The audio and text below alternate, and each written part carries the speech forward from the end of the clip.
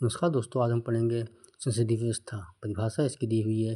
संसदीय व्यवस्था वह शासन प्रणाली है जिसमें कार्यपालिका, एग्जीक्यूटिव, विधायिका, लेजिस्लेचर में से ही निकलती है और वह विधायिका के प्रति उत्तरदायी होती है। भारत में ब्रिटेन की तर्ज पर संसदीय व्यवस्था अपनाई गई है। भारत में संसदीय व्यवस्था का संवैधानिक आधार अनुच्छेद 74 राष्ट्रपति को मंत्रिपरिषद की सलाह माननी चाहिए होती है। अनुच्छेद 75 का 3 मंत्रिपरिषद लोकसभा के प्रति सामूहिक रूप से उत्तरदायी होती है। अनुच्छेद 163 राज्य में राज्यपाल को मंत्रिपरिषद की सलाह माननी पड़ती है।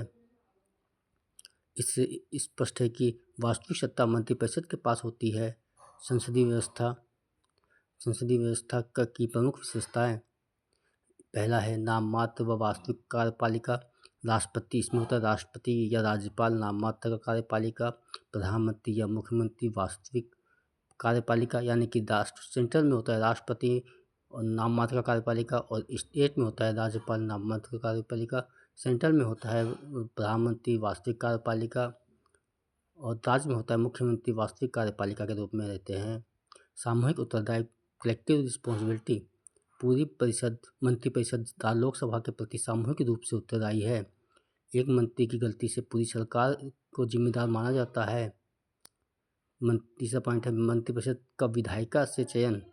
प्रधानमंत्री व मंत्री सदस्य संसद के सदस्य होते हैं। अगर कोई बाहर से मंत्री बने तो उसे 6 महीने के अंदर सदस्य होना। अगर बाहर कोई प्रधानमंत्री बाहर का कोई व्यक्ति बने तो उसे संसद की सदस्यता 6 महीने के अंदर लेनी पड़ती है, जो कि अनिवार्य है।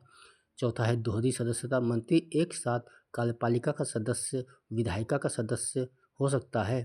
प्रधानमंत्री की प्रमुख भूमिका। प्रधानमंत्री मंत्रिपरिषद का वास्तविक प्रमुख होता है और प्रधानमंत्री मंत्रियों की नियुक्ति को करने और अथवा हटाने का प्रमुख भूमिका होती है। वह राष्ट्रपति को सलाह दे सकता है हटाने के लिए।